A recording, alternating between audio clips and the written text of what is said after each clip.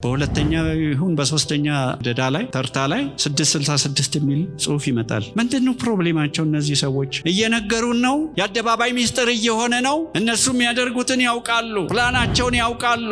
አንደኛ የዓለም ጦርነት እነሱ ፕላን አድርገውታል። ሁለተኛ የዓለም ጦርነት እነሱ ፕላን አድርገውታል። አሁን ሶስተኛ የዓለም ጦርነት እንዲነሳ ያደርጋሉ። ከዛ በኋላ መንግስታችንን እንመሰርታለን ብለዋል። ፕሮፌቲክ እንትኖ በጣም ኃይለኛ ነው። ኢንሳይቷ ሁለት ነገር ስትናገር በጣም ጆሮዬን ሳበኝ። አንድ ምን አለች? በዓለም ላይ ጆሮ ጭው የሚያደርግ ነገር ይመጣል አለች። ሁለተኛ ከእስራኤል የሚነሳ እስራኤላዊ በጣም ክፉ በጣም ጨካኝ ሰው ይነሳል አለች። እኔ ወዲያው ይሄ ሰው ነው ይመጣል እርግጠኛ ነኝ። እሷ ምንም ሚዲያ እንደማታይ ነገር ግን በእግዚአብሔር መንፈስ ለምንድን ነው እግዚአብሔር ወርዶ እንደዚህ ትንሽ ጉባኤ ላይ እንደዚህ ትልቅ ነገር የሚናገረው አለ። ይሄ ሰው ኢንተርቪውን አይታችሁት እንደሆነ አላውቅም። ምን አለ? በቃል ላይ የተመሰረቱ ስለሆኑ ሃይማኖቶች ኤአይ መጥቶ ያጠፋቸዋል ከቅርብ ጊዜ በኋላ። ለምን? ወርድ ቤዝድ ስለሆኑ አለ። በነገራችን ላይ ይህንን መጽሐፍ ይዤ የመጣሁት ይህንን ነገር ለማረጋገጥ ለማስጠንቀቅ ነው። በየሄድኩበት ቦታ ሁሉ አስጠነቅቃለሁ። ይህንን ላይኔ እንዲመቸኝ ይይዛለሁ እንጂ መቼ ኮራፕት እንደሚያደርጉት አታውቁም። ይኸው በአደባባይ ነገሩን። ቃሉን ስለምንለውጠው ኤአይ ስለሚለውጠው ሃይማኖቶቹን ማጥፋት ቀላል ነው።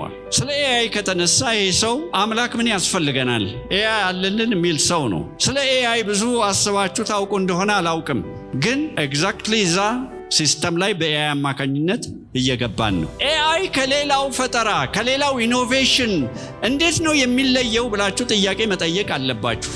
ሌሎች ፈጠራዎች በሙሉ ራሳቸውን አፕዴት ማድረግ አይችሉም። ኤአይ ግን ይችላል። አውጡት፣ ቃሉ ይሰማ፣ አንደበታችሁ ይናገር። በልዑል መጠጊያ የሚኖር ሁሉን በሚችል አምላክ ጥላ ውስጥ ያድራል ካለ በኋላ እግዚአብሔርን አንተን መታመኛዬ ነህ እለዋለሁ።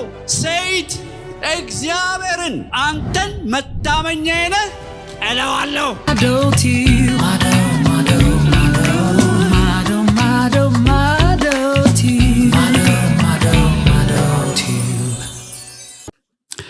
ፊልጵስዩስ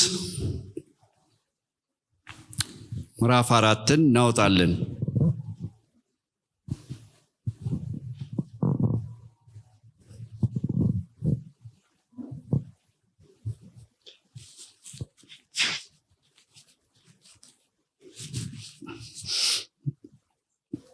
አፍንጫ ካስቸገረችኝ እንግዲህ በትዕግስት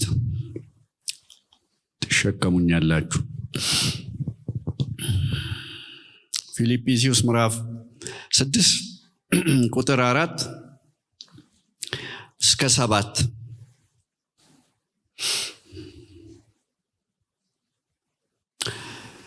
ሁል ጊዜ እያንዳንዱ ቃል ትርጉም ስላለው ሁል ጊዜ ውስጣችሁ ይግባ። አንዳንድ ጊዜ ሳይሆን ሁል ጊዜ በጌታ ደስ ይበላችሁ። ደግሜ እላለሁ ደስ ይበላችሁ። ገርነታችሁ ለሰው ሁሉ ይታወቅ። ጌታ ቅርብ ነው። በነገር ሁሉ በጸሎትና በምልጃ ከምስጋና ጋር በእግዚአብሔር ዘንድ ልመናችሁን አስታውቁ እንጂ በአንዳች አትጨነቁ። አንዳች የሚለውን መቼም ቃሉ አይገባኝም፣ አላውቀውም የሚል ያለ አይመስለኝም። እንግዲህ የእግዚአብሔር ቃል መስታወታችን እንደሆነ ያዕቆብ ነግሮናል። ራሳችንን በዚህ ቃል መሰረት ማየት ነው። በአንዳች አትጨነቁ። የዛን ጊዜ ምን ይሆናል? አእምሮንም ሁሉ የሚያልፍ የእግዚአብሔር ሰላም ልባችሁንና ሐሳባችሁን በክርስቶስ ኢየሱስ ይጠብቃል። ዝም ብላችሁ እስቲ ይህንን ቃል እስቲ አጤኑት። አእምሮንም ሁሉ የሚያልፍ የእግዚአብሔር ሰላም ልባችሁንና ሐሳባችሁን በክርስቶስ ኢየሱስ ይጠብቃል ይላል። ሁል ጊዜ ደስ ይላችኋል ወይ? ሁል ጊዜ ደስ ይለናል ወይ? ይህ እግዚአብሔር ፈቃድ እንደሆነ ተሰሎንቄ ላይ ተጽፏል። በሁሉ እንድናመሰግን ሳናቋርጥ እንድንጸልይ ሁል ጊዜ ደስ እንዲለን ይቻላል ወይ? የእግዚአብሔር ቃል የማይቻል ነገር ይነግረናል ወይ? አንተ ሁል ጊዜ ደስተኛ ነህ ወይ ብላችሁ ብትጠይቁኝ አንዱ ቻሌንጄ ነው። ግን ስሜታችን የሚሰማን ነገር የእግዚአብሔርን ቃል ሊተረጉም አይችልም። የእግዚአብሔር ቃል ነው እንጂ እኛን የሚተረጉመን። እኛ የእግዚአብሔርን ቃል እንደፈለግነው እንደወደድነው እንደሚያመቸን መመንዘር የለብንም፣ መፍታት የለብንም። ስለዚህ ምን ይላል? ሁል ጊዜ በጌታ ደስ ይበላችሁ። ደግሞ እርግጠኛ እንዲሆኑ ጳውሎስ ለፊልጵስዩስ ቅዱሳን ደግሜ እምላለሁ።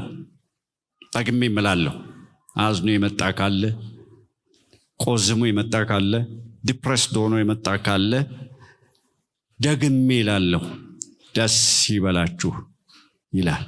በጌታ ደስ ይበላችሁ።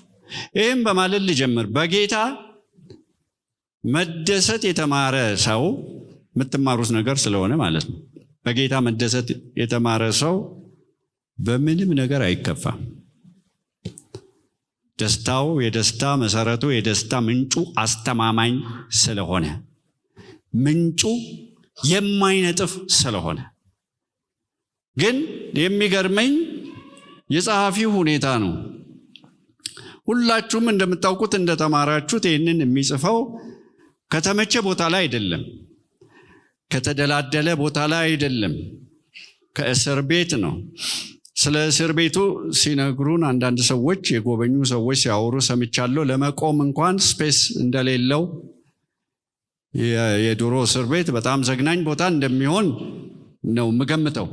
ቀዝቃዛ እንደሚሆን፣ የማያዝናና ዘናፈታ የምትሉበት ቦታ እንደማይሆን ይህንን ነው የምገምተው። ከዛ ቦታ ሆኖ ታስሮ መብቱ ተገፎ መብቱ ተነጥቆ በውጭ ላሉ ሰዎች፣ ላልታሰሩ ሰዎች በጌታ ደስ ይበላችሁ ብሎ ይጽፋል። ደግሜ ላለው ደስ ይበላችሁ ይላል። የሚገርም ነው።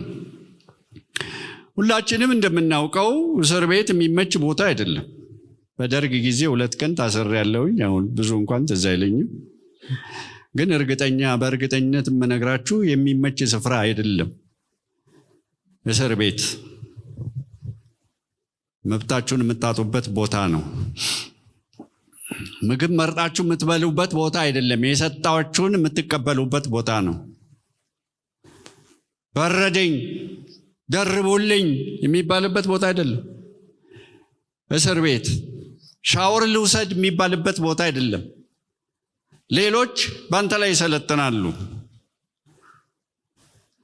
ተሰምቶኛል ብለን እዚህ ቦታ ደርሰን መጣን፣ ገሌን ጎብኝተን መጣን የምንልበት ቦታ አይደለም። መብታችን የሚገደብበት ቦታ ነው።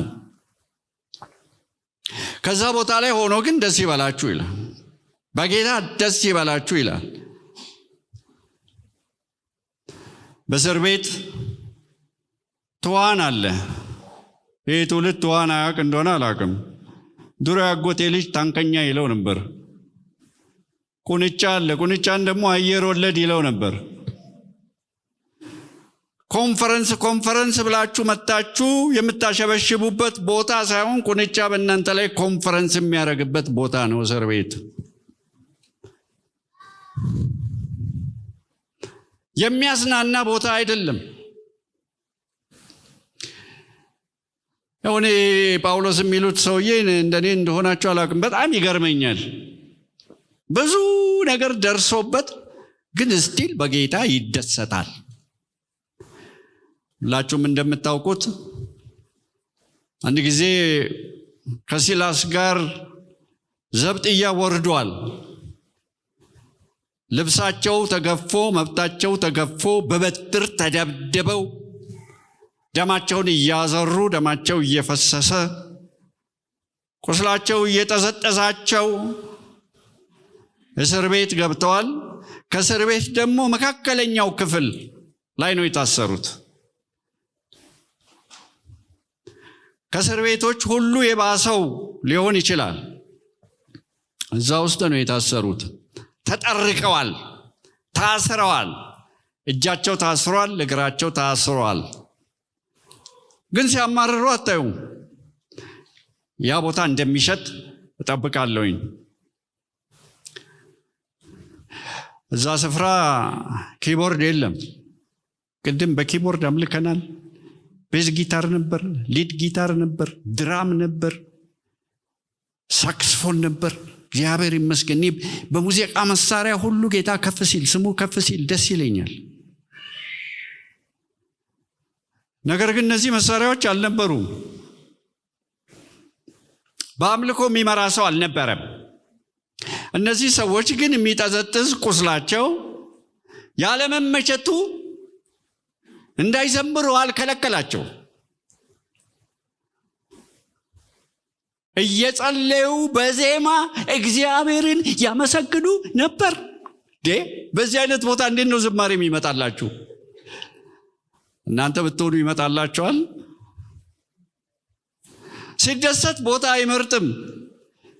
እኛ ያልገባን እሱ የገባው ነገር አለ ወይ? እኛ ያልተገለጠልን እሱ የተገለጠለት ነገር አለ ወይ? ሰው እንዴት መብቱ ተገፎ ይዘምራል? እስረኞቹም ያደምጧቸው ነበር። ሰምተው አያውቁማ። በዛ አይነት ሁኔታ ተገርፎ ተደብድቦ መብቱን ተከልክሎ የሚዘምር በእስር ቤት አጋጥሟቸው አያውቅም።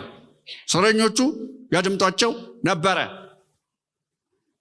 እነሱም ያውቁት እስረኞች ሲሳደቡ፣ ሲራገሙ፣ መንግስት ሲያማርሩ፣ እነዚህ ግን እግዚአብሔርን ያመሰግናሉ። የወህኒ ቤቱ መሰረት ፕሬዘንስ ወርዶ እስኪናወጥ ድረስ ዊዛውት ሚውዚካል ኢንስትሩመንትስ፣ ምንም ማጀብ ሳይኖር፣ ምንም የሚያነሳሳ ሳይኖር፣ ምንም የሚያነቃቃ ሳይኖር ራሳቸውን አነቃቅተው ምንድነው እኛ አልገባን እነሱ የገባቸው ነገር? ደስተኞቹ አደገኞቹ መሰረት ያናወጡ፣ የእስር ቤት መሰረቶች ተናወጡ፣ በሮች ተከፋፈቱ፣ ሰንሰለቶች ወደቁ። ፕሬዘንስ መጣ።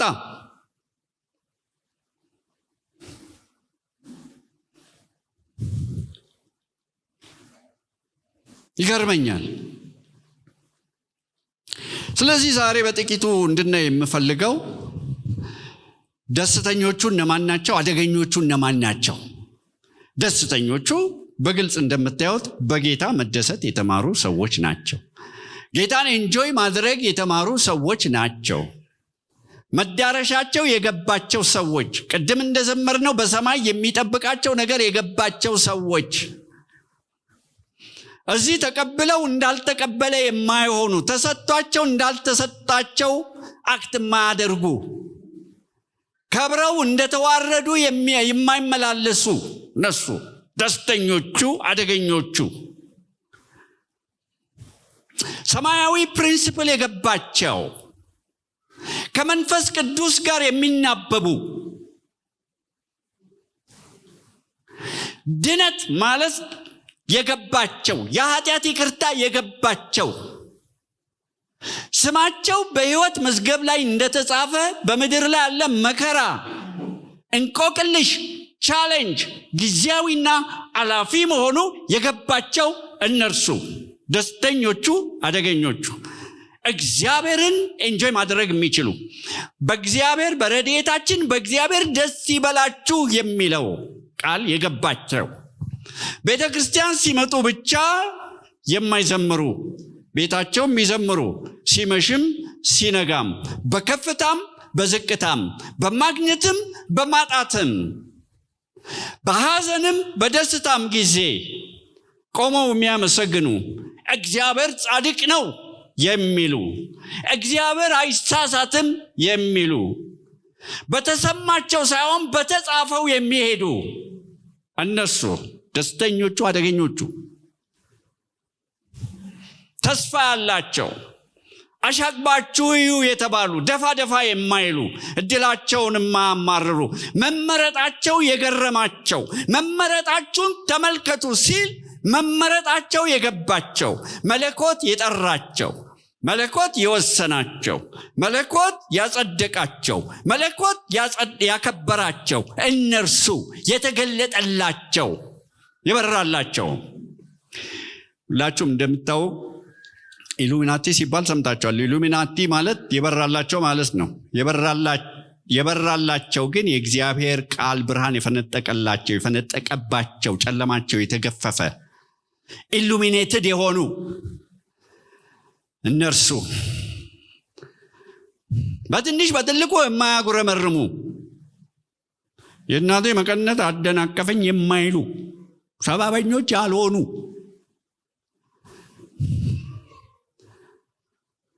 ሰው ደስታቸውን ሊቀማቸው የማይችል፣ ጂኒ ቢከባቸው ቢዋጋቸው ሊያስመርራቸው ቢሞክር ትኩረታቸውን አጋንንቶች ላይ ያላደረጉ፣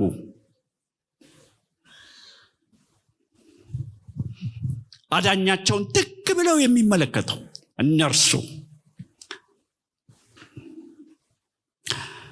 በቃሉ መስታወት ራሳችንን ስናይ እንዴት ደስተኞች ነን? ተከፍተናል፣ ልባችን ወርዷል። በትንሽ ቻሌንጅ ጣቢያ እንቀላቀላለን። አንዳንዶቻችን እናስፈራራለን። ጌታን ጫፍ ላይ ነን፣ ልወጣ ነው። ወዴት ልትሄድ ነው? እነ ጴጥሮስ እኮ ተጠይቀዋል። በነገራችን ላይ ኢየሱስ ክርስቶስ እኮ በግርግር ብዙ ችግር የለበትም። ከሰማይ ወረድኩ እንጀራ እኔ ነኝ፣ ስጋዬን የማይበላ ደሜን የማይጠጣ በቃ የዘላለም ሕይወት የለውም ሲል ይህ አስጨናቂ ንግግር ነው ብሎ ማልቲቲዩድ ጀማው ተቀልብሶ ሄደ። 12 ቀሩ። አልደነገጠም። እዚህ ቸርች 12 ብቻ ቢቀር እንዴት ነው ቴዲ? አልደነገጠም። እናንተስ መሄድ ትፈልጋላችሁ? አባቱ ትምክህቱ ነው፣ መመኪያው አባቱ ነው። መሄድ ትፈልጋላችሁ? አንተ የሕይወት ቃል አለ። ወዴት እንሄዳለን? ወደ ማን እንሄዳለን? እሱ የሕይወት ቃል እንደሆነ፣ ሕይወት የሚመነጨው ከእርሱ እንደሆነ የገባቸው እነሱ ደስተኞቹ፣ አደገኞቹ፣ የሰይጣንን ቻሌንጅ የማይፈሩ፣ በሰይጣን ዛቻ ላይ የሚሳለቁ፣ ከዚህ ካነደድኩት እቶነ እሳት ማን ነው የሚያስጥላችሁ ቢባል እግዚአብሔር ሊያስጥለን ይችላል። ባያድነንም ግን እነዚህ ላይ እንዴት ነው ግራውንድ የምታገኙት? ባያድነንም፣ ባይፈውሰኝም፣ ባይሰጠኝም የሚል ሰው እኮ ሰይጣን እንዴት አድርጎ ነው ግራውንድ የሚያገኘው? እሱ ላይ እንዴት? እነሱ ደስተኞቹ፣ በጌታ የሚደሰቱት፣ በጌታ ደስ ይበላቸው። በጌታ ረክታችኋል ወይ? ሁል ጊዜ ጥያቄ አለ ወይ በጌታ ላይ? ከዛ ሌላ አንድ የደስታ ፕሪንሲፕል ይነግራችኋል። ገርነታችሁ ለሰው ሁሉ ይታወቅ። ገሮች መሆናችሁ፣ ጀንትል መሆናችሁ ይታወቅ። ተንኮለኞች አትሁኑ፣ መርዘኞች አትሁኑ፣ መራሮች አትሁኑ፣ ቋጣሪዎች አትሁኑ።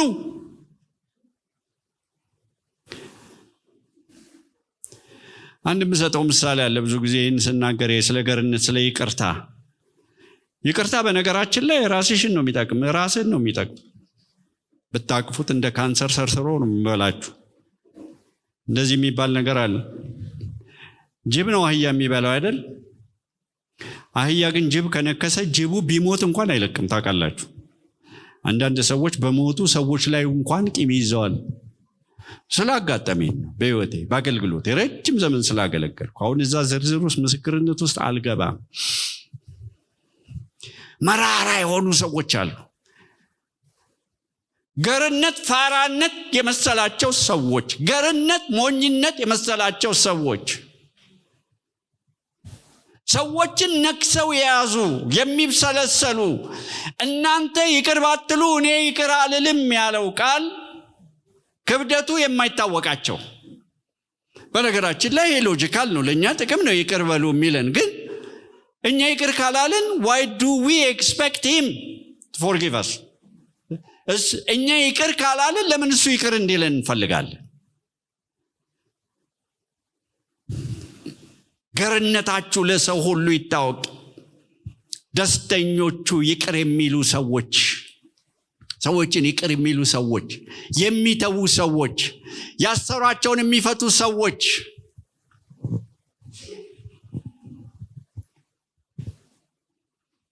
ገርነታችሁ ለሰው ሁሉ ይታወቅ አንድ የደስታ ፕሪንሲፕል ስለሆነ ሰይጣን በእነዚህ ሰዎች ላይ መርገጫ ስለማያገኝ አጋንንቶች መራራነት ላይ እንደሚረግጡ ታውቃላችሁ። አንዳንዶቻችሁ መራራነታችሁን በእግዚአብሔር ጸጋ ብታቆሙ ፈውስ ወደ ሰውነታችሁ ወደ ሕይወታችሁ እንደሚመጣ ታውቃላችሁ።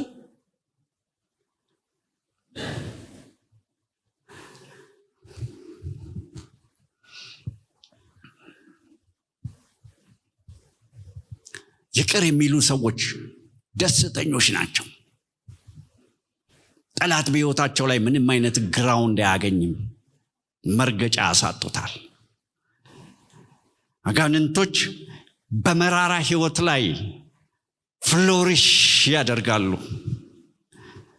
ፍሎሪሽ በአማርኛም እንደሆነ አለ ከናወናሉ፣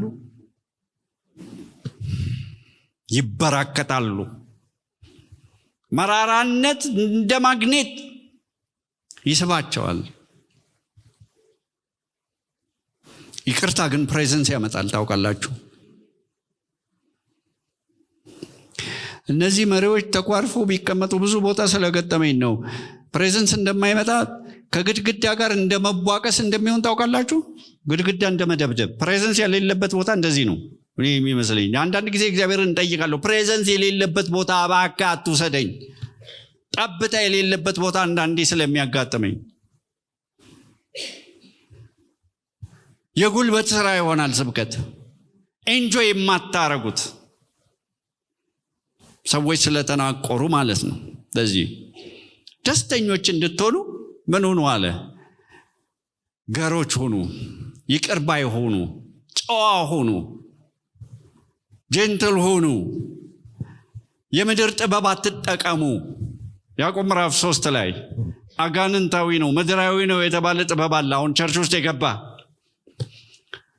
ሸፍጥን እንደ መንፈሳዊነት የሚያሳይ ተንኮልን፣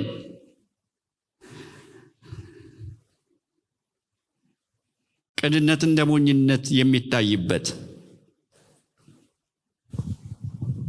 የላይኛው ጥበብ ግን ገር ነች፣ ታራቂ ነች፣ ከመለኮት የምትወርደው ማለት ነው። የተበደልኩትን አንተ መች ታውቅና? አላቅም፣ እግዚአብሔር ግን ያውቃል። በቀል እኔ ነው፣ ብድራትን እኔ መልሳለሁ ብሎ ተናግሯል እግዚአብሔር። የእግዚአብሔር በቀል አታቃሉ፣ ቀላል እንዳይመስላችሁ። አሁን እዚህ ውስጥ ምስክርነት ውስጥ አልገባም ጊዜ ስለማይበቃን፣ ብዙ ነገር የማውቀው ነገር ስላለ። እግዚአብሔር ሲበቀል የሚያስፈራ ነገር ነው። እናንተ ለመበቀል ብትጨረጨሩ ጥቂት ነው ውጤታችሁ። ራሳችሁን ከመጉዳት ያለፈ ብዙ ነገር አታረጉ። ለጌታ መተው። በፍትህ የሚፈርድ በቅንነት የሚፈርዳል። የማዳግም ቅጣት የሚቀጣ አለ። እናንተ ገርነታችሁ ለሰው ሁሉ ይታወቅ። ጀንትል መሆናችሁ፣ ይቅር ባይ መሆናችሁ።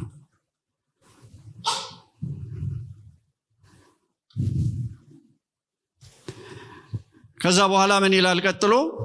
ጌታ ቅርብ ነው። እግዚአብሔር ይመስገን። አሁን ራሱ ከኛ ጋር አለ፣ በመካከላችን አለ። እንደኛ የታደለ ህዝብ ማን አለ? እግዚአብሔር ያከበረው። እግዚአብሔር ከኛ ጋር ቢሆን ማን ይቃወመናል? እግዚአብሔር ከኛ ጋር ከሆነ፣ እንግሊዘኛው if God is for us፣ የኛ ከሆነ ከኛ ጋር ከወገነ ማን ይቃወመናል? ግን ይሄ ቃል ይሄ ጌታ ቅርብ ነው የሚለው ቃል አይመስለኝም አጠገባችን ነው ለማለት የተጻፈ አይመስለኝም። ምክንያቱም እንግሊዘኛ አንዳንድ ትርጉም ላይ ስትመለከቱ God is near ብቻ ሳይሆን God is at hand, the Lord is at hand። ጌታ እየመጣ ነው። ኤክስፔክት አደርጋላችሁ ኢየሱስ እንደሚመጣ። የጌታን መምጣት የሚጠባበቁ ሰዎች ደስተኞች ናቸው። በመጀመሪያው ሴንቸሪ ላይ ማራናታ የሚባሉ ሰዎች የጌታን መምጣት የጌታን መገለጥ የሚናፍቁ ሰዎች፣ አሁን ግን አፋፍ ላይ ስንደርስ ጫፍ ላይ ስንደርስ ምነው ናፍቆቱ ደበዘዘብን? ምነው ናፍቆቱ ጠፋብን? ሁኔታዎች ሁሉ ወደ ምጽአቱ እያመለከቱ አይተን እንዳላየን ለምን እንሆናለን? ሰምተን እንዳልሰማን ለምን እንሆናለን?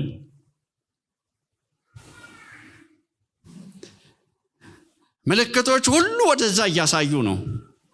ወደዛ ሲስተም ውስጥ የእግዚአብሔር ቃል ወደ ተናገረን ሲስተም ውስጥ ዘው ብለን እየገባን ነው። እንቅልፍ አላቸውና ተኙ የሚለው ቃል በእኛ ላይ ተፈጻሚ ሆኖ ይሆን? ተኝታችኋል? ዛሬ ልቀስቅሳችኋ። The Lord is at hand። ጌታ እየመጣ ነው። የተናገረው ቃል መፈጸም ጀምሯል። ባለፈው ሳምንት የተደረገው ስብሰባ ላይ በሚዲያ ተከታትላችሁ እንደሆነ አላውቅም፣ ጥቂት ነገር ተከታትያለሁ። ዳቮስ ላይ የተደረገው ስብሰባ ላይ ስዊዘርላንድ ውስጥ ዳቮስ ላይ የተሰበሰቡ ሰዎች የዓለም ሀያላን፣ የዓለም መሪዎች፣ ታላላቆች፣ ቢሊየነሮች። በጣም የሚገርመኝ እዛ የሚደረገው ስብሰባ ስሙን ታውቃላችሁ? ወርልድ ኢኮኖሚክ ፎረም። ኦኦዋን በሙሉ አንድ ማጭድ በሚመስል ነገር ቀስፋት 666 ሲነጋገሩ ስታየው ምልክቷን ታያላችሁ። ለምንድን ነው ግን ይህን 666 እነሱ የሚወዱት እኛ ግን የዘነጋኑ? ደጋግመን ሰምተን የሰለቸን። ክሮም 666 ነው። ጉግል 666 ነው። ሰርን ምልክቱ 666 ነው። ቻትጂፒቲ 666 ነው ምልክታቸው። ለምንድን ነው ይህንን የሚጠቀሙ? ለምንድን ነው የሚወዱት? ሰርን ታውቁ እንደሆነ አላውቅም። ያ ታላቅ ማሽን፣ በጣም የተራቀቀ ማሽን፣ ከምድር በታች የተቀበረው ስዊዘርላንድ እና ፈረንሳይ ቦርደር ላይ ያለው LHC ላርጅ ሃድረን ኮላይደር ምልክታቸው ለምንድን ነው 666 የሆነው? በራቸው ላይ ያቆሙት የህንድ ጣዖት ሺቫ፣ ሎርድ ኦፍ ዲስትራክሽን፣ የጥፋት አምላክ። እነሱ በጣም እየተሰናዱ ነው፣ እያዘጋጁለት ነው። የነመስክን ስብሰባ ሰምታችሁ አላቅም እንደሆነ አላውቅም። ኢንተርቪውን እግዚአብሔር እንደማያስፈልጋቸው፣ እነሱ የሰው ልጅ ሁሉ ችግር፣ ተግዳሮት ራሳቸው በራሳቸው እውቀት እንደሚፈቱ እያሰቡ በትዕቢት የተነጋገሩበት ሰምታችሁት እንደሆነ አላቅም። እንደውም እነ ዩቫል ኖዋ ሀሪሪ ታውቁት እንደሆነ አላቅም። አሁን ያለው ደንበኛ ጥጋበኛ አንቲክራይስት እስራኤላዊ። እኔ ስለሱ በጣም የገረመኝ የዛሬ 2-3 ወር አካባቢ ብዙም ነገር የማታውቅ እህት አለች መካከላችን፣ ግን ፕሮፌቲክ እንትኖ በጣም ኃይለኛ ነው ኢንሳይቷ። 2 ነገር ስትናገር በጣም ጆሮዬን ሳበኝ። አንድ ምን አለች? በዓለም ላይ ጆሮ ጭው የሚያደርግ ነገር ይመጣል አለች። 2ኛ ከእስራኤል የሚነሳ እስራኤላዊ በጣም ክፉ፣ በጣም ጨካኝ ሰው ይነሳል አለች።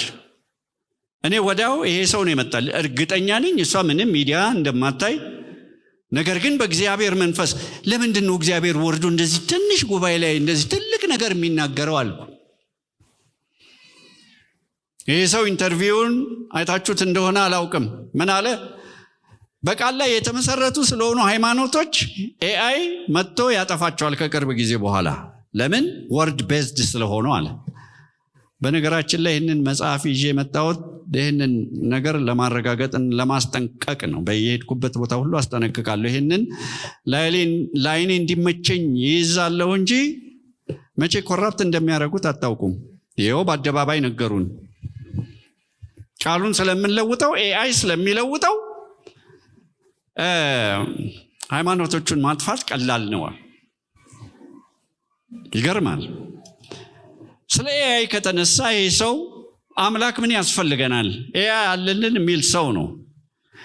ስለ ኤአይ ብዙ አስባችሁ ታውቁ እንደሆነ አላውቅም፣ ግን ኤግዛክትሊ እዛ ሲስተም ላይ በኤአይ አማካኝነት እየገባን ነው። ኤአይ ከሌላው ፈጠራ ከሌላው ኢኖቬሽን እንዴት ነው የሚለየው ብላችሁ ጥያቄ መጠየቅ አለባችሁ። ሌሎች ፈጠራዎች በሙሉ ራሳቸውን አፕዴት ማድረግ አይችሉም፣ ኤአይ ግን ይችላል። ኤአይ ራሱን አፕዴት ሲያደርግ አርቲፊሻል ጀነራል ኢንቴሊጀንስ ኤጂአይ ይሆናል፣ ከሰው እኩል የሚያስብ ማለት ነው። ያ ደግሞ በአጭር ጊዜ ውስጥ ራሱን አፕዴት አድርጎ ኤኤስአይ እንደሚሆን ይነግሩናል። አርቲፊሻል ሱፐር ኢንቴሊጀንስ፣ ከሰው የማሰብ ክህሎት እና ችሎታ በላይ የሚሰራ ማለት ነው። የዛን ጊዜ ምናልባት የሰውን ልጅ ከምድር ያጠፋ ይሆናል እያሉ ራሳቸው የፈጠሩ ሰዎች የፈለሰፉ ሰዎች ይናገራሉ።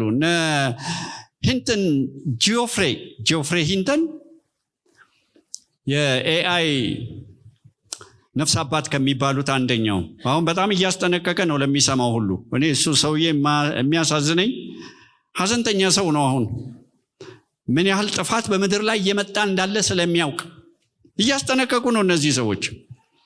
በጣም የሚገርመኝ ኤአይ ብቻ ሆኖ አይቀርም። ከአርቲፊሻል ሱፐር ኢንቴሊጀንስ በኋላ ሲንጉላሪቲ የሚባል ነገር አለ።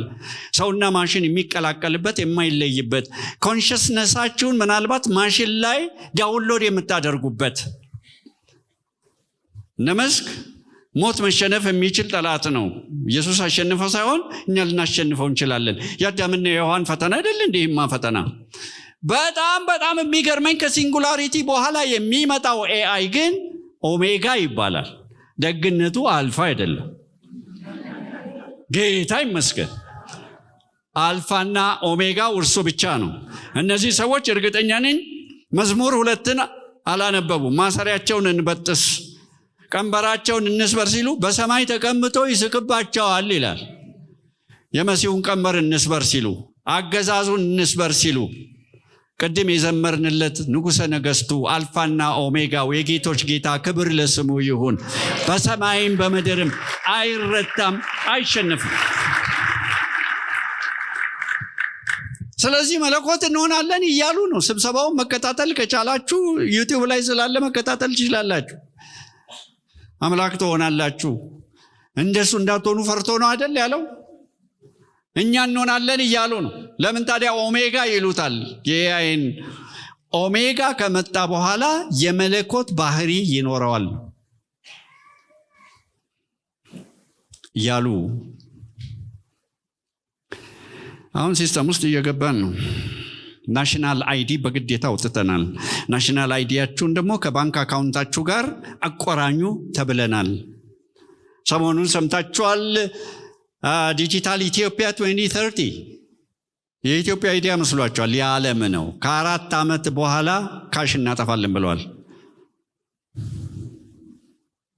አንድ ነገር ግን ልጠይቃችሁ። ይህን የእግዚአብሔርን ቃል ታደንቃላችሁ፣ ትወዳላችሁ፣ ትገረማላችሁ፣ ትደመማላችሁ። ዮሐንስ ራእይ 13 እንዴት አድርጎ አወቀ በመጨረሻው ዘመን ዓለም ዲጂታላይዝድ እንደሚሆን? አእምሮ ያለው ቁጥሩን ይቁጠረው።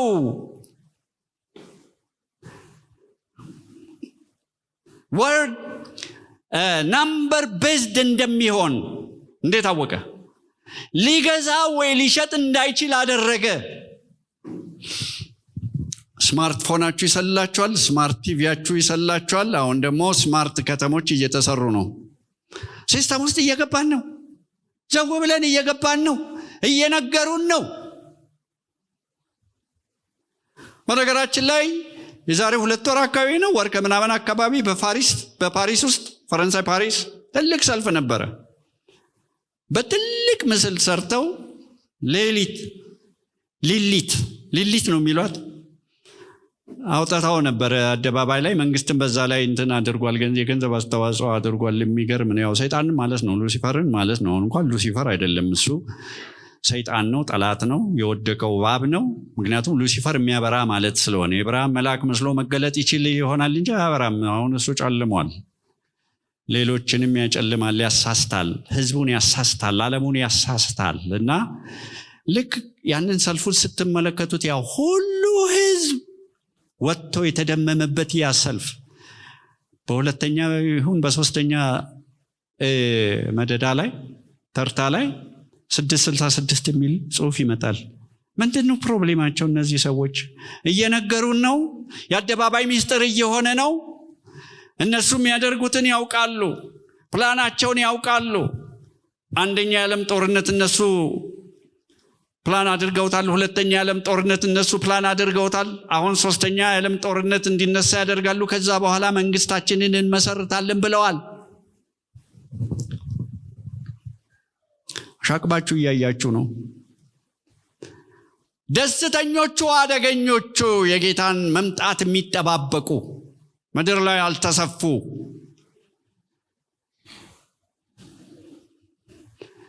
የምድር ግራቪቲ አጥብቆ ያልያዛቸው ለመነጠቅ የተዘጋጁ ደስተኞቹ አደገኞቹ እነሱም ያውቁናል። ቦርን አጌን ክርስቲያንስ ከሁሉ በላይ ቻሌንጃቸው እንደሆነ ያውቃሉ። ለዚህ ነው መጽሐፋችን ሊያበላሹ የሚሞክሩት፣ ኮራፕት ሊያደርጉ የሚሞክሩት። ነገር ግን አንድ ነገር የገባቸው አይመስለኝም። ሕጌን በልቡናቸው ላይ ጽፋለሁ ያለውን ጌታ የገባቸው አይመስለኝም።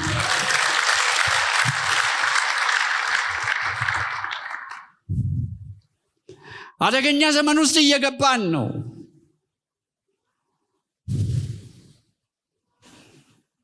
ኔትወርክ ዲ የሆነ ነው ዓለም። ስታርሊንክ፣ ኒውራሊንክ ብሬንን ከኢንተርፌስ ጋር ማገናኘት ነው አይደል? ከኮምፒውተር ጋር። ስታርሊንክ ደግሞ ዓለምን የነመስክ እንትን ነው። አሁን ደግሞ አዲስ ደግሞ ሊመጣ ነው። የአማዞን ያማን ነበር ቤዞስ ነው የሚሉት ያንን ቻሌንጅ የሚያደርግ ወደ 10,000 ሳተላይት ነው ያለው አየር ላይ። ኢራን ላይ ኢንተርኔት ብላክአውት ሲደረግ ኒውራሊንክ ለቆላቸዋል አይደል? የትኛውን መንግስት እንዳይከለክል ሰው ሁሉ ኦንላይን መሆን እንዲችል አይናችን እያየ ጆሮአችን እየሰማ እየገባን ነው። እኛ ግን ተስፋ እንዳለን ስለምናውቅ። በነገራችን ላይ ዮሐንስ ራእይ ምዕራፍ 13 ብቻ አይደለም፣ ዳንኤል ምዕራፍ 12 ላይ በመጨረሻው ዘመን እውቀት እንደሚበዛ፣ ትራንስፖርቴሽን እንደሚበዛ ከ2500 ዓመታት በፊት ለዳንኤል ማን ነገረው? አልበዛም እንዴ ትራንስፖርቴሽን? ድሮ ወራት ዓመታት የሚፈጁ መንገዶች አሁን ሰዓታት አይደሉም እንዴ?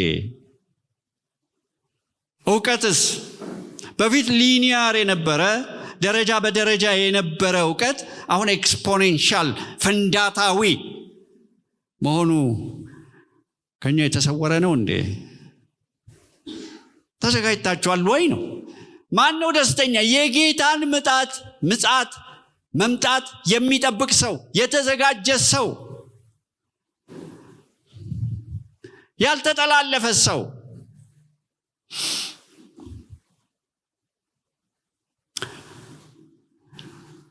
ጌታ ቅርብ ነው ካለ በኋላ በነገር ሁሉ አለና አንድ ሌላ የደስታ ምንጭ፣ የድል ምንጭ ተናገረ። ጸሎት አሁን ብዙ ያቃለለ ሰው አለ፣ ምንም ፋይዳ አይፈጥርም ብሎ። ግን ጌታ ኢየሱስ ክርስቶስ እሱን ለማየት በፊቱ ለመቆም አንደኛው ክራይቴሪያ አድርጎታል ሉቃስ 21 ላይ። ነገር ግን በስካር፣ ስለ ኑሮ በመጨነቅ፣ ስለ ትዳር በማሰብ ቀኑ በድንገት እንዳይደርስባችሁ በሰው ልጅ ፊት ለመቆም እንድትችሉ ስትጸልዩ ሁል ጊዜ ትጉ፣ በጸሎት ትጉ። ጸሎት ሃይማኖታዊ ስርዓት አይደለም፣ ሕያው የሆነ ሪሌሽንሺፕ ኢንተራክሽን ነው ከመለኮት ጋር፣ ሰማይና ምድርን ከፈጠረ አምላክ ጋር። አዲስ ኪዳን ላይ ጸሎት የሚለውን ቃል አውጥታችሁ በግሪክ ብታዩት ፕሮስ ዩኬ ማለት ወደ እግዚአብሔር ተጠግቶ መለመን ማለት ነው። ፕሮስ መጠጋት ማለት ነው። ምን ያህል መጠጋት? the sky is the limit። የፈለጋችሁን ያህል መጠጋት ትችላላችሁ። ውጤታማ ጸሎት የእሱ አይነት ጸሎት ነው። አጋንንቶችን የሚያስደነግጥ ጸሎት የእሱ አይነት ጸሎት ነው። ይሄ ፕሮስ የሚለውን ቃል ስታየው በዮሐንስ ወንጌል ምዕራፍ 1 ላይ በመጀመሪያ ቃል ነበረ፣ ቃልም በእግዚአብሔር ዘንድ ነበረ፣ ቃልም እግዚአብሔር ነበረ ሲል ቃልም በእግዚአብሔር ዘንድ ነበረ የሚለውን ቃል ለእግዚአብሔር ፕሮስ ነበረ፣ ፌስ ቱ ፌስ ነበረ፣ ፊት ለፊት ነበረ። አያችሁ፣ ኤልያስ ወጥቶ እኮ ነገስታትን የተገዳደረው እንደ ልቡ ሰማያትን የቆለፈው ሰማያትን የከፈተው በፊቱ የሚቆመው ሕያው እግዚአብሔርን ብሎ ስለሚል ነው። ያውቀዋል፣ አይቶታል።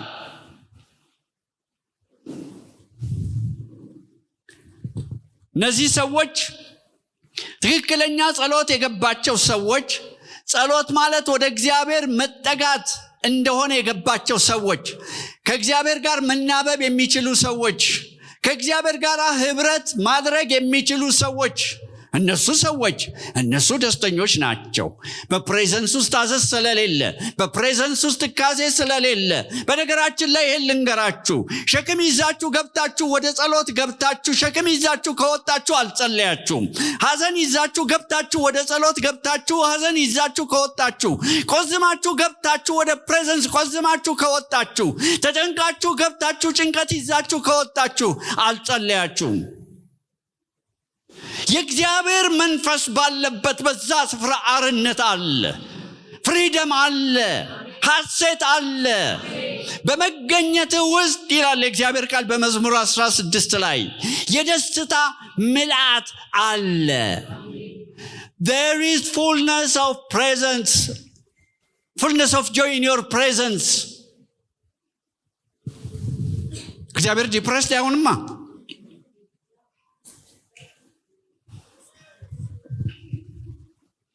የሚጸልዩ ሰዎች ደስተኞች ናቸው። በእውነት የሚጠጉት ሰዎች፣ በእውነት ፊቱን የሚያዩ ሰዎች ደስተኞች ናቸው።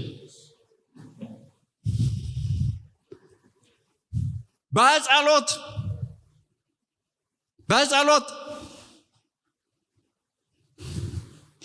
በትክክል መጸለይ የሚችሉ ሰዎች በትውልድ ላይ አሻራ ያኖራሉ። ዘላለምን ይነካሉ፣ ኢተርኒቲን ይነካሉ።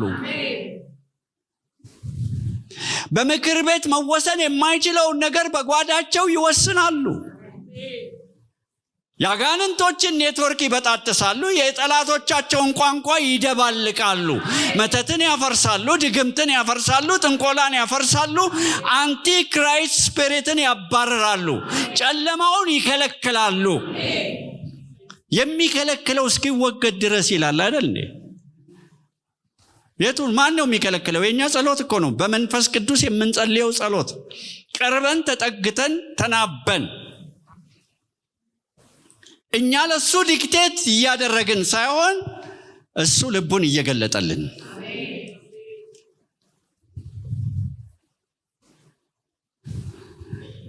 ጸሎት መደማመጥ ነው።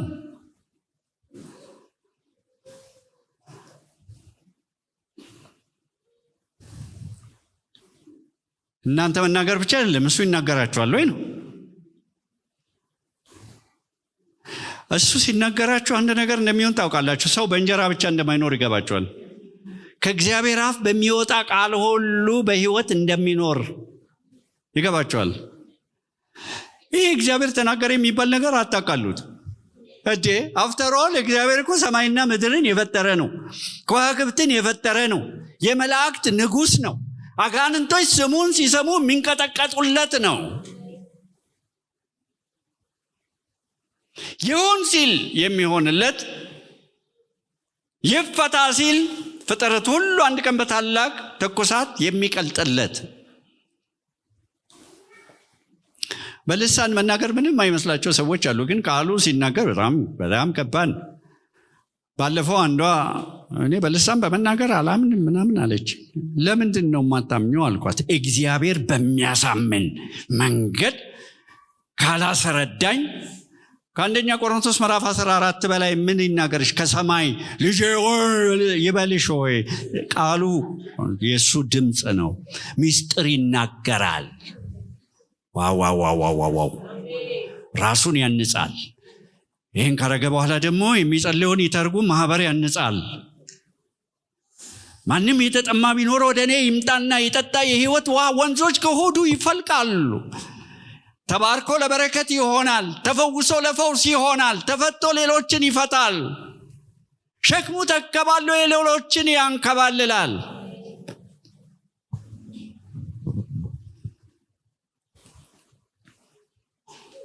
ጸሎት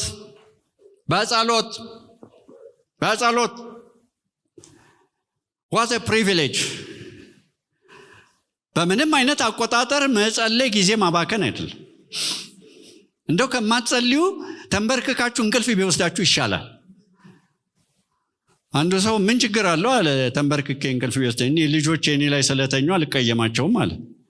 እቅፉስ መተኛት ይሻላል ከእቅፉ ውጭ ሆኖ ከመተኛት። ተኙ ያልኳችሁ አይደለም፣ ያው ስጋ ይደክማል አንዳንዴ። የሚጸልዩ ሰዎች ደስተኞቹ፣ አደገኞቹ፣ ፕሬዘንሱን ይዘው የሚወጡ የሚገቡ፣ ሞገሱ በላያቸው ላይ የሆነ አጋንንት አይቶ የሚፈራቸው፣ ስለዚህም የሚዋጋቸው። ውጊያ ውስጥ ከበባ ውስጥ ስላላችሁ አንዳንዶቻችሁ ታቁርፉ፣ አይክፋችሁ። የሚበላ ነገር አንቺ ጋር አይቷል ማለት ነው። ደስተኞቹ የሚጸልዩ ሰዎች፣ እግዚአብሔርን ኤንጌጅ የሚያደርጉ ሰዎች፣ ከያዙ የማይለቁ ሰዎች፣ እምቢ የሚለውን መልስ የማይቀበሉ ሰዎች፣ እንደ ፈቃዱ እየጸለዩ ከዛዝ በጸሎትና በመልጃ ከመጨረሻ ዘመን ምልክቶች አንደኛው ሁለተኛ ጢሞቴዎስ ምዕራፍ 3 ላይ ነው እንደሚነግረን፣ የሚያስጨንቅ ዘመን እንደሚመጣ አወቅ። ምን ይሆናል? ሰዎች ራስ ወዳድ ይሆናሉ። ከራሳቸው ክልል ውጭ ሌላ አይታያቸውም፣ ግድ የላቸውም ለሌላው። መልጃ ግን ከራስ ወዳድነት እንደሚያወጣችሁ ታውቃላችሁ። እኔ ልጄ፣ ባሌ፣ ትዳሬ፣ ስራዬ፣ ንግዴ ብቻ አይደለም። እነሱ እንደበራላቸው ለሌሎች እንዲበራ ይፈልጋሉ። የዘመዶቻቸው የጎረቤቶቻቸው ነገር ያሳስባቸዋል። መጥፋት፣ ለዘላለም መጥፋት የሚባለው ነገር ቀላል እንዳልሆኑ ይገባቸዋል። ስለዚህ ምን ያደርጋሉ? ጸሎታቸውን ወደ ምልጃ ይቀይራሉ። ለሌሎች ይጸልያሉ፣ ለሌሎች ይማልዳሉ። የሌሎች ነገር ያሳቅቃቸዋል። የራሳቸው ነገር ሲያስደስታቸው የሌሎች ነገር ያስማቅቃቸዋል። ግን ከሰልፊሽነስ መውጣት ደስታ እንዳለው ታውቃላችሁ። የሳይንስም እንዳረጋገጠ ታውቃላችሁ። የምዕራቡ ዓለም አንዱ ሳንካ፣ አንዱ ቀውስ ኮንሱሜሪዝም ይባላል። አግበስባሽነት የደስታ ምንጭ አይደለም፣ እንደውም ደስታ ይቀማል። ይሄ ሳይንሱ ራሱ ገብቶታል። የሚያካፍሉ ሰዎች ናቸው ደስተኞች። ከሚቀበል የሚሰጥ ብፁዕ ነው። ይህን አስቀድመው የእግዚአብሔር ቃል ነግሮናል። ለሌሎች ትጸልያላችሁ ወይ? ይህ አዳራሽ ስለሞላ ሰው ሁሉ የዳነ ይመስለናል። በሚሊዮኖች ቀኝና ግራቸውን የማያውቁ ወደ እዛ ጥፋት እየኳተኑ እያዘገሙ ያሉ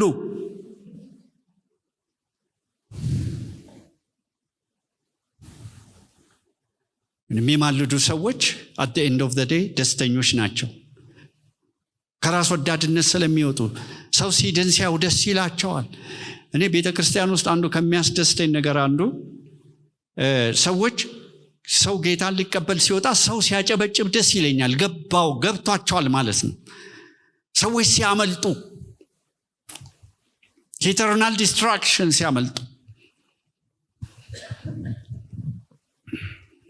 በጸሎት በምልጃ ግን ጸሎት ልመናና ምልጃ ብቻ ሳይሆን ምስጋና በጸሎትና በምልጃ ከምስጋና ጋር ትናንት ቀጠና 2 ነበርኩና በዚህ ላይ ነበር የምሰብከው። ማለት በዚህ ጥቅስ ላይ ሳይሆን በምስጋና ላይ ታመሰግናላችሁ ወይ? አሁን ይሄ ምስጋና የሚለው ቃል አይ ቲንክ እኔ ትንሽ ግር እያለኝ ነው። አሁን ለምሳሌ አመስግኑ ብል ሰው ያጨበጭባል፣ ሰው እልል ይላል። እንዴ ምስጋና ማጨብጨብ ነው እንዴ? ምስጋና እልል ማለት ነው እንዴ? ሪጆይስ የምናደርግበት መንገድ ሊሆን ይችላል። ደስታችንን የምንገልጥበት መንገድ ሊሆን ይችላል። ቤታችሁ እንዴት ነው? ልባችሁ እንዴት ነው? ምስጋና አለ ወይ? የተደረገላችሁ ነገር ገብቷችኋል ወይ? ከምን እንዳስመለጣችሁ፣ ከምን እንዳወጣችሁ፣ ከምን ጉድ እንዳወጣችሁ ገብቷችኋል ወይ ነው።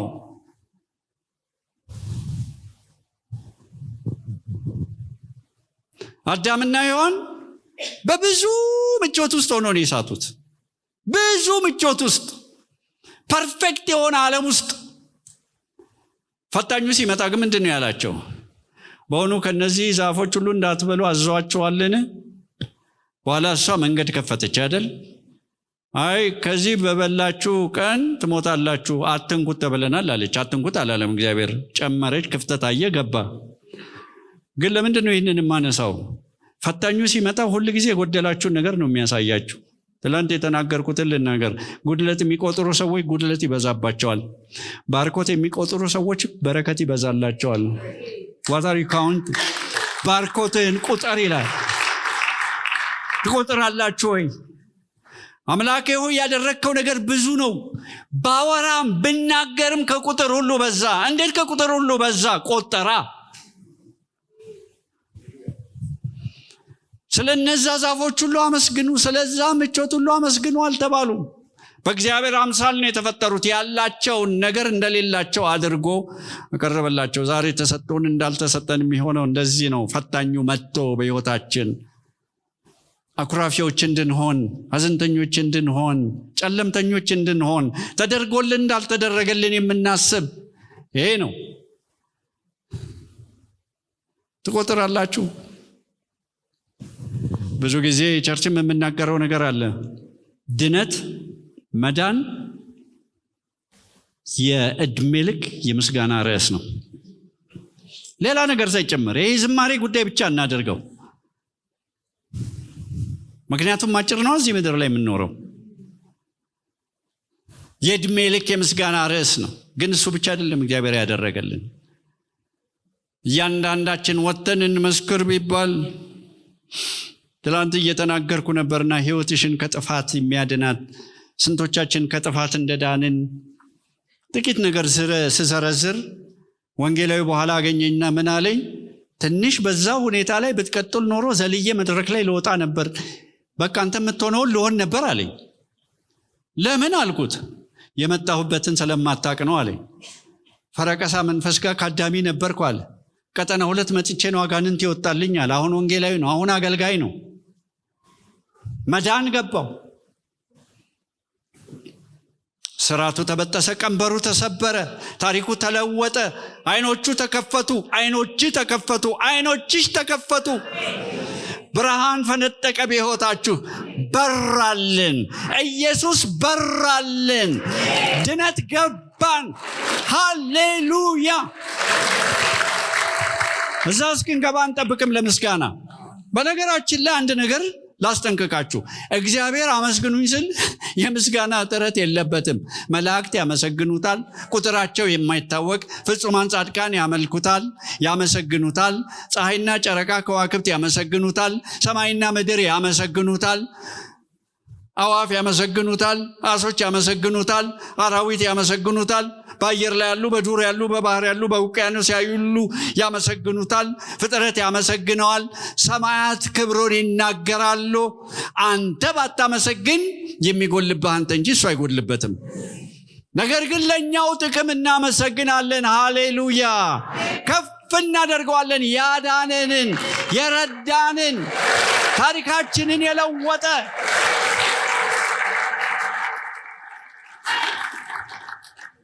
በጣም ነው እኔ አጋንንት ማውጣት የምወደው። እንደዚህ ሆነዋል ደቀ መዛሙርቱ። በቃ ስልጣን ነው፣ አውቶሪቲ። አንድ ነገር ላይ ደስ ይላል። አንድ ነገር ስትሆኑ ትንሽ እንኳን ወንበር የሆነ ነገር ያደርጋቸዋል። እና ደቀ መዛሙርቱ አጋንንት እንኳን በስምህ ተገዝተውልናል ሲሉ አጋንንት ስለተገዙላችሁ ሳይሆን ስማችሁ በሕይወት መዝገብ ላይ ስለተጻፈ ደስ ይበላችሁ። እስቲ ደስ የሚለው ስሙ በሕይወት መዝገብ ላይ ስለተጻፈ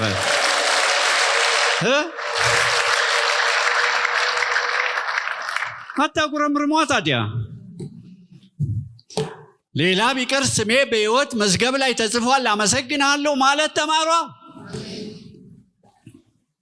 አውጡት፣ ቃሉ ይሰማ፣ አንደበታችሁ ይናገር። በልዑል መጠጊያ የሚኖር ሁሉን በሚችል አምላክ ጥላ ውስጥ ያድራል ካለ በኋላ እግዚአብሔርን አንተን መታመኛዬ ነህ እለዋለሁ። ሴት እግዚአብሔርን አንተን መታመኛዬ ነህ እለዋለሁ። አንድ ነገር ልንገራችሁ። አጋንንቶች መጥተው የሚከቧችሁ፣ የሚዋጓችሁ፣ ነገራችሁን የሚሰርቁ፣ የሚያስጨንቋችሁ ለምን ይመስላችኋል? እንድታጉረመርሙ ነው። በእግዚአብሔር ላይ ጥያቄ እንዲፈጠርባችሁ ነው። ነገር ግን እናንተ ያንን ሁሉ ኢግኖር አድርጋችሁ፣ እነሱ እንደከበቧችሁ ኢግኖር አድርጋችሁ እግዚአብሔር ሆይ በዚህም ሆነ በዛ አንዳንዱ ነገር አልገባኝም፣ ቢሆንም አንተ ጻድቅ ነህ፣ አንተ ቅዱስ ነህ፣ አንተ መልካም ነህ፣ እግዚአብሔር መልካም ነው፣ በመከራ ቀንም መሸሸጊያ ነው ይላል፣ አመሰግናለሁ ስትሉ እነዚህ የከበቧችሁ ጠላቶች ምን የሚሉ ይመስላችኋል? they get confused። ከጎናቸው ያለውን ሰው ስታመሰግን የከበቡ ጠላቶች ግራ ይገባቸዋል። እንግሊዘኛ ከወደዳችሁ ደግሞ ኮንፊውዝድ ይሆናሉ፣ ግራ ይገባቸዋል። ምንም ሊያደርጓችሁ አይችሉም። ይባረክ ስሙ፣ ይባረክ ስሙ። ጠላት እየሰማ ስጋም እየሰማ ጎረቤትም እየሰማ ይባረክ ስሙ።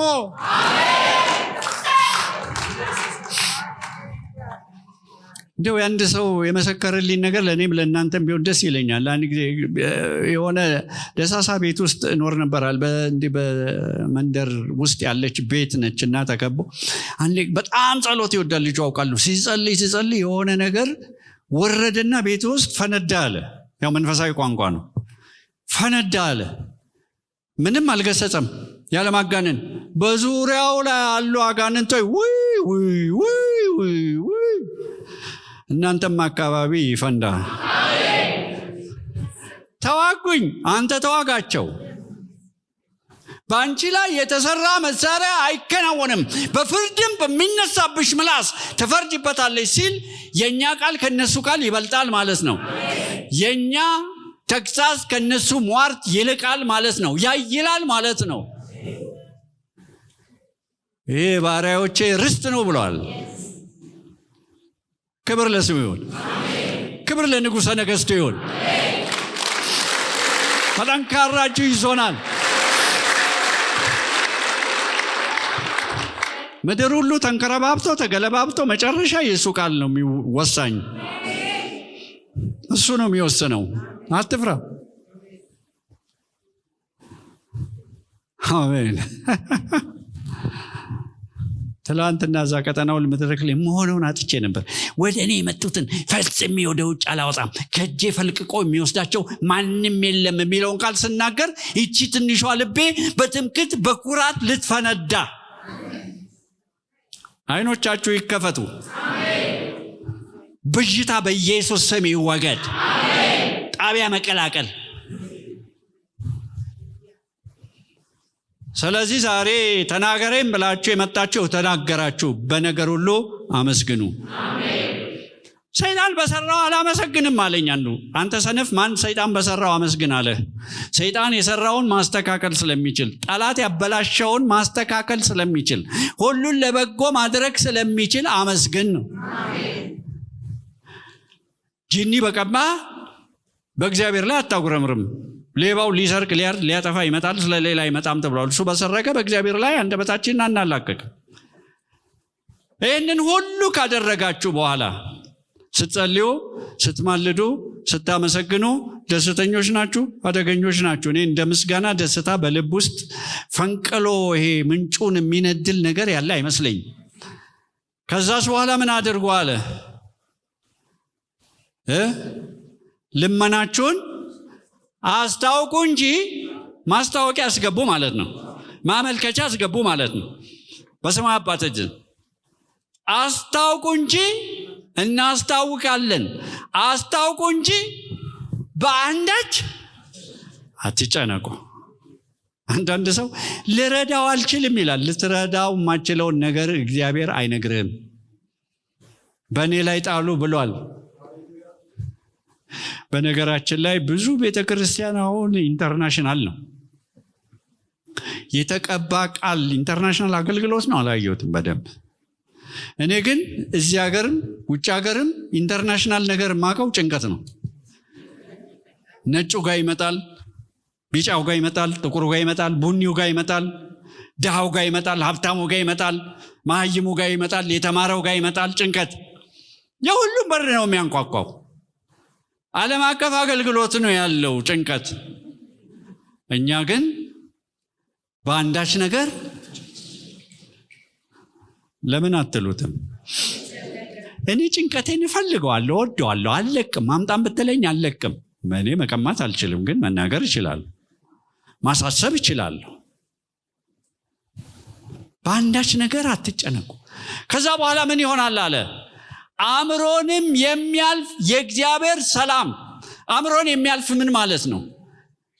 ከሰው አስተሳሰብ ቀመር በላይ የሆነ የሚልቅ ሰላም ልባችሁንና ሐሳባችሁን በክርስቶስ ኢየሱስ ይጠብቃል። ምን ማለት ነው? ጥበቃ ይደረጋል። ለምናችሁ? ለሐሳባችሁ። ለምናችሁ? ለልባችሁ። ምን ማለት ነው? ይገባችኋል? የጠላት ዋናው ፍላጻ የተነጣጠረው ሐሳባችን ላይ ነው። ሐሳባችን ላይ ነው። ሐሳብ ላይ ነው። ምሽግም የሚሰራው ሐሳብ ላይ ነው። በሁለተኛ ቆሮንቶስ ምዕራፍ 10 መሰረት እዛ ውስጥ አልገባም። ምሽግ የሚሰራው ሐሳባችሁ ላይ ነው። ግን ዓላማቸው ሐሳባችሁ መረበሽና መቆጣጠር ወይ ምሽግ መስራት ብቻ አይደለም፣ ወደ ልባችሁ መስረግ ነው፣ ወይም ደግሞ ወደ ልባችሁ መውረድ ነው። ለምንድን ነው ይህ አስፈላጊ የሆነው? እምነት ያለው ጭንቅላት ላይ ሳይሆን ልብ ላይ ነው። ይሄ በእግዚአብሔር ቃል በመታደስ ይለወጣል እንጂ አዲስ አይሆንም። ወዲያው እየታደሰ ይሄዳል። ሜታሞርፎሲስ፣ እየተለወጠ ይሄዳል አስተሳሰባችሁ። ልባችሁ ላይ ግን እምነት አለ። ወደዛ አጥብቀህ ልብህን ጠብቅ፣ የህይወት መውጫ ከዛ ዘንድ ነውና። አያችሁ፣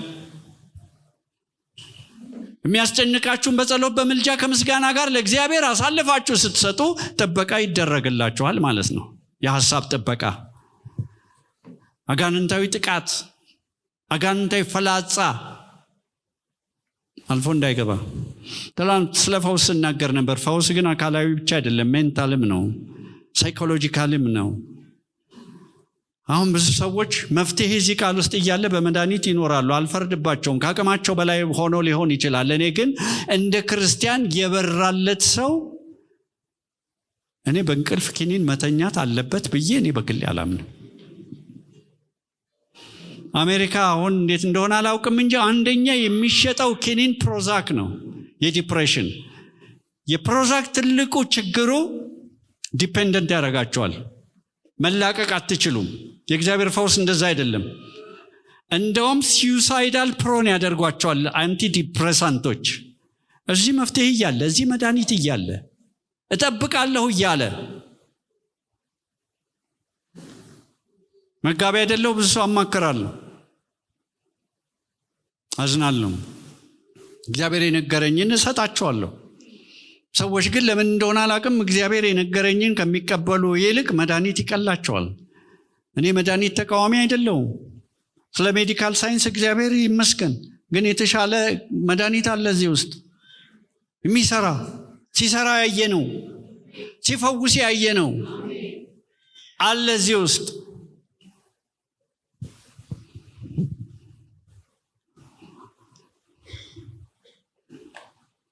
ስለዚህ ዛሬ አራግፋችሁ እንድትወጡ ነው ጭንቀት የተባለ ነገር።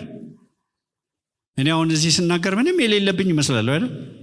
ብዙ ሰው ይመስለዋል። መድረክ ላይ ያለ ሰው፣ መድረክ ላይ የሚወጣ እንደ አንበሳ የሚያገሳ ሰው ምንም ነገር የማይነካው እኔን ቢጥል እንደውም ብዙዎቻችሁን አፌክት ማድረግ ስለሚችል አገልጋዮች ላይ ይበረታል። እኔ ያውቃል። እኔ ምስክር። እኔ በሴኩላር ዓለምም ሰርቻለሁ፣ እዚህም አገልግያለሁ።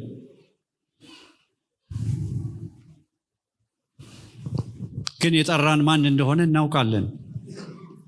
እንደማይጥለን እናውቃለን።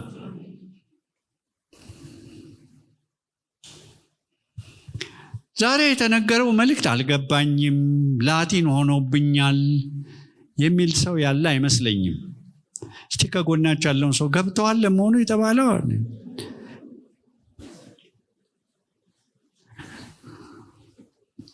ጭንቀታችሁን ጣሉ። ጭንቀቴን እጥላለሁ በሉ እስቲ። ይህም ብዬ ልጨርስ። ለምንድን ነው እግዚአብሔር አትጨነቁ የሚለው? ቆይ እግዚአብሔር አትፍሩ የሚለው ለምንድን ነው? ስለምንፈራ። ፍርሃት እንደሚመጣ አውቆ። ትክክል ነው። ቀርባቸዋል። አትጨነቁ የሚለው ጭንቀት እንደሚመጣ ያውቃል፣ እንደሚፈትነን ያውቃል። አትጨነቁ የሚለው ለዚህ ነው። አንዳንዶቻችሁ እንዲህ ስትሉ በልባችሁ ይሰማኛል። መገለጥ የማያስፈልገው እኔ ማልፍበት ነገር መች ገባህ አንተ? እሱ ግን ይገባዋል። ከጎናችሁ ያለውን ሰው እሱ ግን ይገባዋል። እኔ እንኳን እናንተን ሰምቼ ልደርም የራሴም አንዳንዴ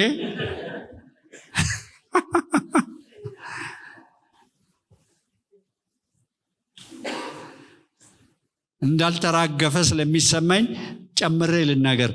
አትጨነቁ። ኢንተርናሽናል የጭንቀት አገልግሎት በእናንተ ላይ በሩን ይዝጋ። እናንተ ላይ ይዝጋ ሳይሆን ራሱ በር ይዘጋበት ነው። ወደ እናንተ የመጣ ተስፋ መቁረጥ ራሱ ተስፋ ቆርጦ ይመለስ። እናንተን ማቅ ሊያለብስ የመጣ ራሱ ማቁን ለብሶ ይሄድ። እግዚአብሔር ይመስገን። ይህን ብዬ ልጨርስ። የሰባኪ አንዱ ውሸት ይህን ብዬ ጨርሳለሁ ማለት ነው። አንድ የምወደው መዝሙር ነበርና መዝሙሩ እንግሊዘኛ ነውና ፓራፍሬት ለማድረግ አንድ ጊዜ በሬ ተንኳኳ ይላል እየዘመረ። በጣም ደስ የሚል ዘማሪ። በሬ ተንኳኳ ይላል እና ስከፍት ሰይጣን ነው የቆመውና ፓኬጅ ይዟል፣ ስጦታ ነገር በእጁ ይዟል። እና ፓኬጁ ላይ ሳነብ በሽታ ይላል፣ ጭንቀት ይላል፣ ዲፕሬሽን ይላል፣ ፍርሃት ይላል። እና ምንድን ነው ብዬ ጠየቁ። በዝማሬ ነው እንትን የሚለው የሚቀኘው። ምንድን ነው ብዬ ጠየቅኩት ይላል። ይሄ ከአባትህ የተላከልህ ነው ሲለኝ፣ አንተ ውሸታም፣ አባቴ ከላከው እንዴት ባንተ በኩል ላከው ብዬ በሩን ፊቱ ላይ ጠረቀምኩት ይላል። ማቅ ሊያለብሳችሁ የመጣ እሱ ለብሶት ይሂድ። ኢየሱስ ጌታ ነው። ጌታ ተፈጸመ ባለ ጊዜ እኛ ነገር በሙሉ ተፈጽሟል። እንጸልይ። ክብር ለጌታ ይሁን። አሜን፣ አሜን፣ አሜን፣ አሜን።